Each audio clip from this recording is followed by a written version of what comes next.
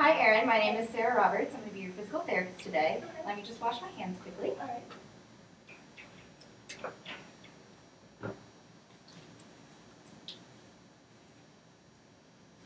Okay, it's nice to meet you. Nice to meet you too.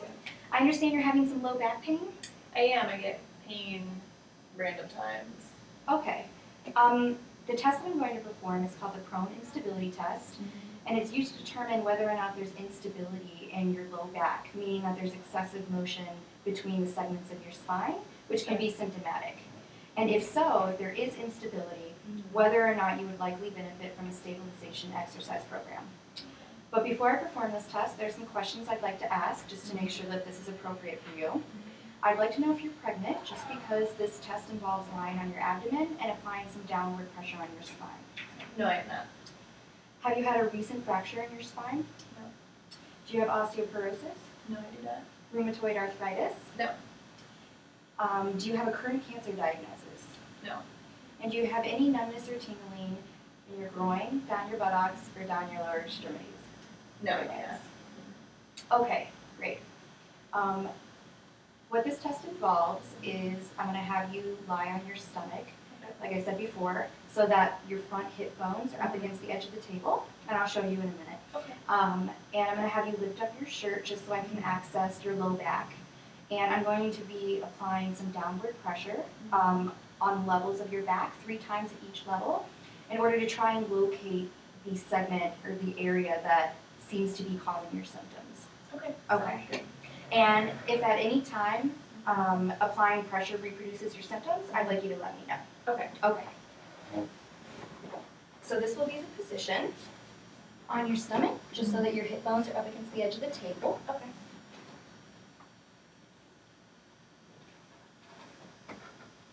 Great. I'm going to lift your shirt up just a bit.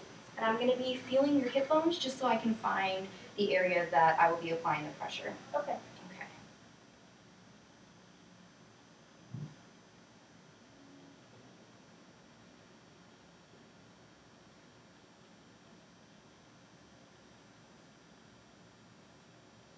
Okay, so Erin, take a deep breath in for me and exhale.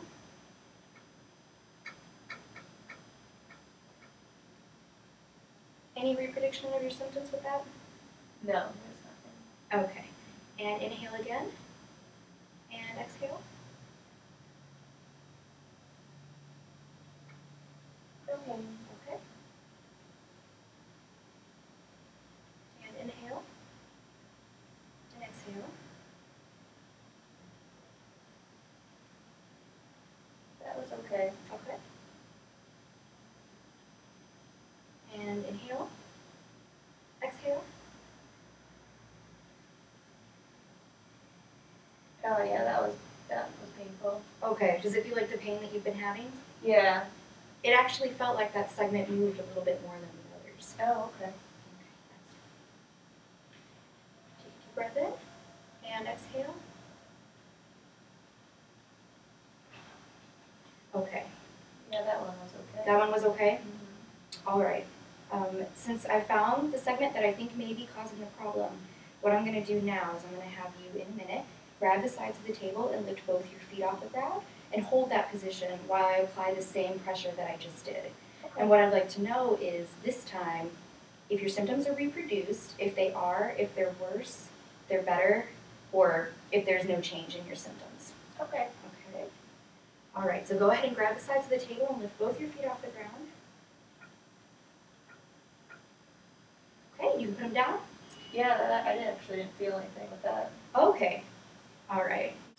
So the reason why you had symptoms when you were laying flat, but then your symptoms were not reproduced when you had your legs in the air, is raising your legs in the air like that involves contracting your muscles, which can add stability to your spine and prevent some of that excess movement that's causing your symptoms. That makes sense. So we would consider that a positive finding for this test, since when you were in that position with your legs in the air and I applied the downward pressure, your symptoms weren't reproduced, or if they were decreased. We would consider it a negative finding if your symptoms weren't changed in that position.